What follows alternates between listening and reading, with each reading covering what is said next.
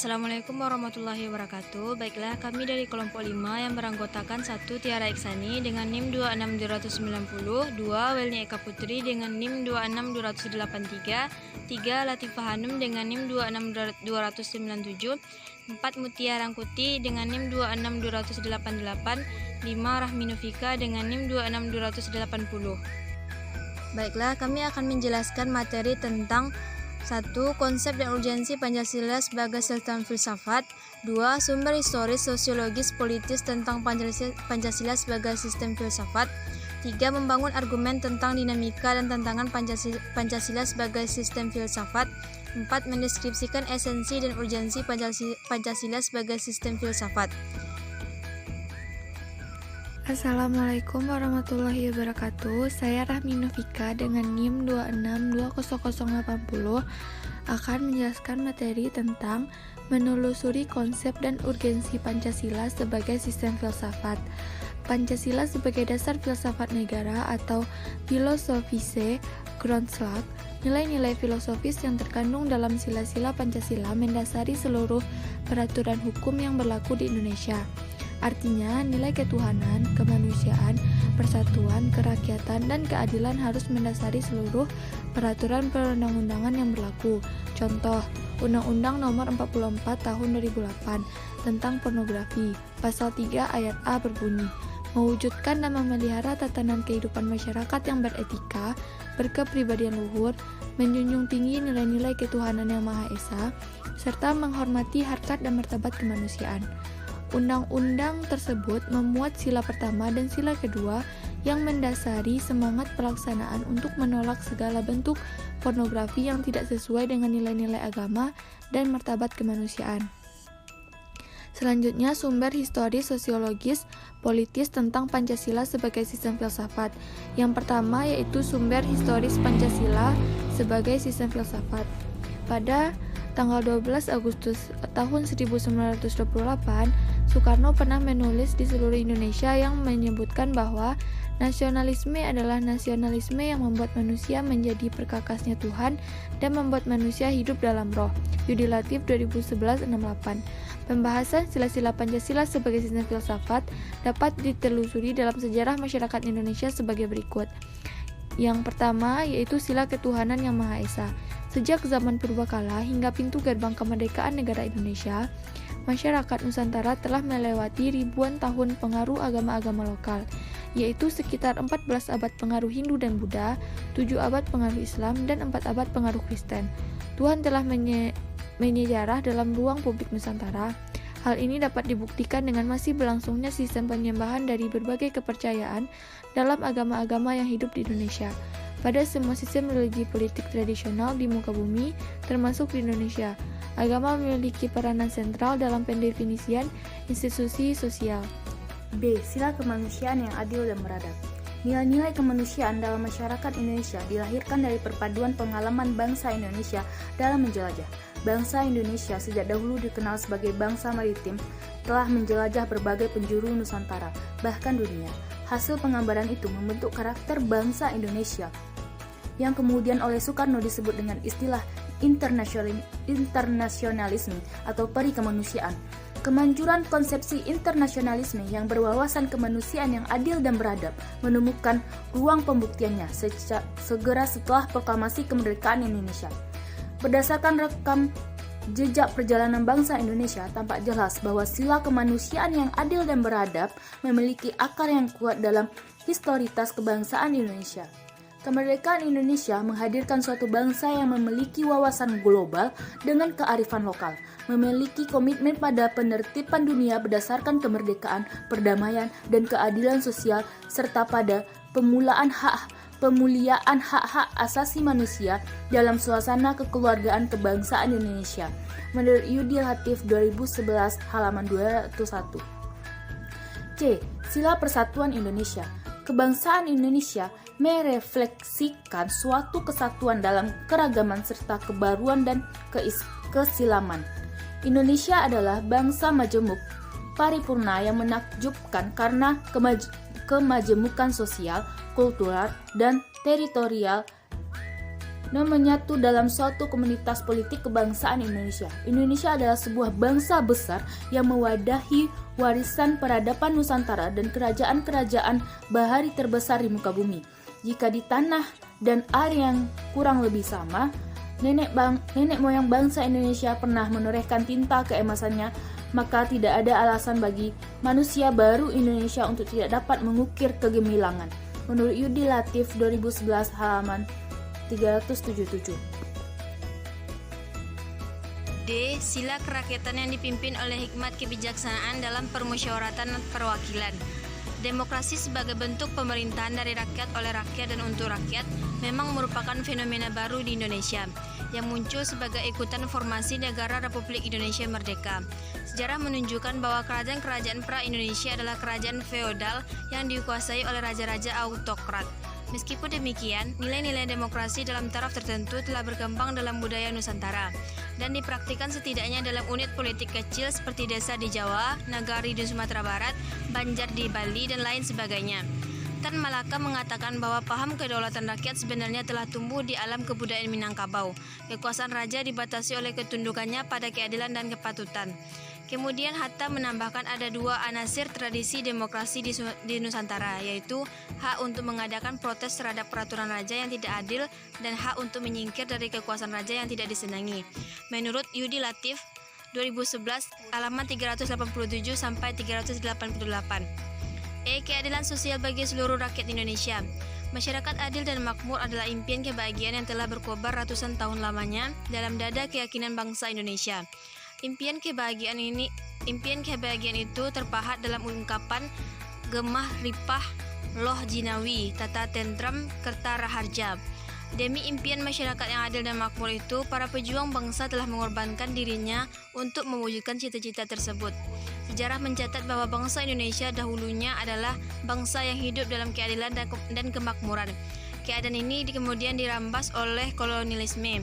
Menurut Yudi Latif 2011 halaman 493 sampai 494. Sumber sosiologis Pancasila sebagai sistem filsafat. Sumber sosiologis Pancasila sebagai sistem filsafat dapat diklasifikasikan ke dalam dua kelompok. Kelompok pertama, masyarakat awam yang memahami Pancasila sebagai sistem filsafat yang sudah dikenal masyarakat Indonesia dalam bentuk pandangan hidup, way of life yang terdapat dalam agama, adat istiadat dan budaya berbagai suku bangsa di Indonesia. Kelompok kedua yaitu masyarakat ilmiah akademis yang memahami Pancasila sebagai sistem filsafat dengan teori yang bersifat akademis. Pada era pemerintahan Soekarno, Pancasila sebagai sistem filsafat dikenal dengan istilah filosofis Kronslak. Gagasan tersebut merupakan perenungan filosofis Soekarno atas rencananya berdirinya negara Indonesia Merdeka. Ide tersebut dimaksudkan sebagai dasar kerohanian bagi penyelenggaraan kehidupan bernegara. Ide tersebut ternyata mendapat sambutan yang positif dari berbagai kalangan, terutama dalam sidang BPUPKI pertama, persisnya pada 1 Juni 1945. Namun, ide tentang filosofis Kronslak belum diuraikan secara rinci. Lebih merupakan adagium politik untuk menarik perhatian anggota sidang dan bersifat teoritis pada masa itu Soekarno lebih.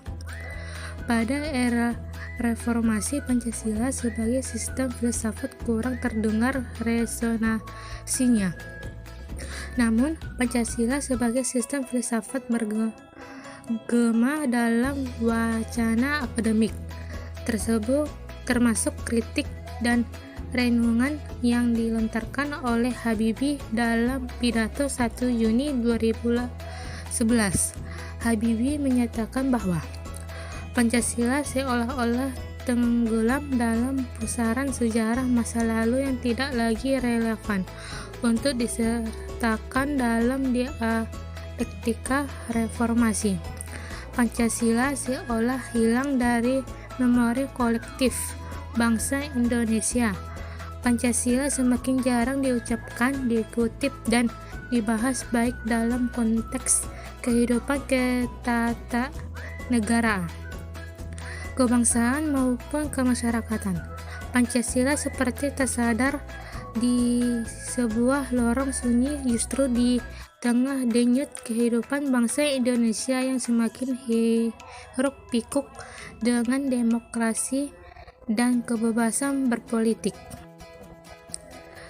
Mendeskripsikan esensi dan urgensi Pancasila sebagai sistem filsafat. Yang pertama, esensi atau hakikat Pancasila sebagai sistem filsafat. Hakikat atau esensi Pancasila sebagai sistem filsafat terletak pada hal-hal sebagai berikut. Yang pertama, hakikat sila ketuhanan terletak pada keyakinan bangsa Indonesia bahwa Tuhan sebagai prinsip utama dalam kehidupan semua makhluk. Artinya, setiap makhluk hidup, termasuk warga negara, harus memiliki kesadaran yang otonom atau kebebasan, kemandirian di satu pihak, dan berkesadaran sebagai makhluk Tuhan Yang Maha Esa yang akan dimintai pertanggungjawaban atas semua tindakan yang dilakukan. Artinya, kebebasan selalu dihadapkan pada tanggung jawab, dan tanggung jawab tertinggi adalah kepala Sang Pencipta. Yang kedua, hakikat sila kemanusiaan adalah manusia monopluralis yang terdiri atas 3 monodualis, yaitu susunan kodrat atau jiwa raga, sifat kodrat atau makhluk individu sosial, kedudukan kodrat atau makhluk pribadi yang otonom, dan makhluk Tuhan atau notonegoro. Ketiga, hakikat sila persatuan terkait dengan semangat kebangsaan. Rasa kebangsaan terwujud dalam bentuk cinta tanah air yang dibedakan ke dalam 3 jenis, yaitu tanah air real, tanah air formal, dan tanah air mental. Tanah air real adalah bumi tempat orang dilahirkan dan dibesarkan, bersuka dan berduka, yang dialami secara fisik sehari-hari. Tanah air formal adalah negara yang berundang-undang dasar, yang Anda, manusia Indonesia, menjadi salah satu warganya, yang membuat undang-undang, menggariskan hukum dan peraturan, menata, mengatur, dan memberikan hak serta kewajiban, mengesahkan atau membatalkan, memberikan perlindungan dan hukum, memberikan paspor atau surat pengenal lainnya. Tanah air mental bukan bersifat teritorial karena tidak dibatasi oleh ruang dan waktu, melainkan imajinasi yang dibentuk dan dibina oleh ideologi atau seperangkat gagasan vital. The Joseph 1997 halaman 18-20. Keempat, hakikat sila kerakyatan terletak pada prinsip musyawarah. Artinya, keputusan yang diambil lebih didasarkan atas semangat musyawarah untuk mufakat, bukan membenarkan begitu saja pendapat mayoritas tanpa peduli pendapat minoritas. Kelima, hakikat sila keadilan terwujud dalam 3 aspek, yaitu keadilan distribusi, legal, dan komutatif. Keadilan distributif adalah keadilan bersifat membagi dari negara kepada warga negara. Keadilan legal adalah kewajiban warga negara terhadap negara atau dinamakan keadilan bertaat. Keadilan komutatif adalah keadilan antar sesama warga negara. Dalam Notonegoro dalam Kailan 2013 halaman 42. Selanjutnya itu urgensi Pancasila sebagai sistem filsafat. Pertama, meletakkan Pancasila sebagai sistem filsafat dapat memulihkan harga diri bangsa Indonesia sebagai bangsa yang merdeka dalam politik, yuridis, dan juga merdeka dalam mengemukakan ide-ide pemikirannya untuk kemajuan bangsa, baik secara material maupun spiritual.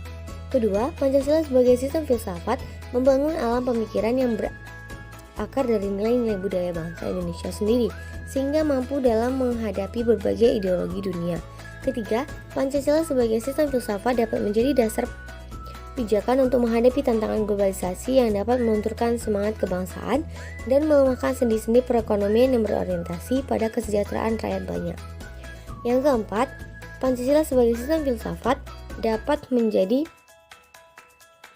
way life sekaligus way of thinking bangsa Indonesia untuk menjaga keseimbangan dan konsistensi antara tindakan dan pemikiran. Bahaya yang ditimbulkan kehidupan modern dewasa ini adalah ketidakseimbangan antara cara bertindak dan cara berpikir, sehingga menimbulkan kerusakan lingkungan dan mental dari suatu bangsa.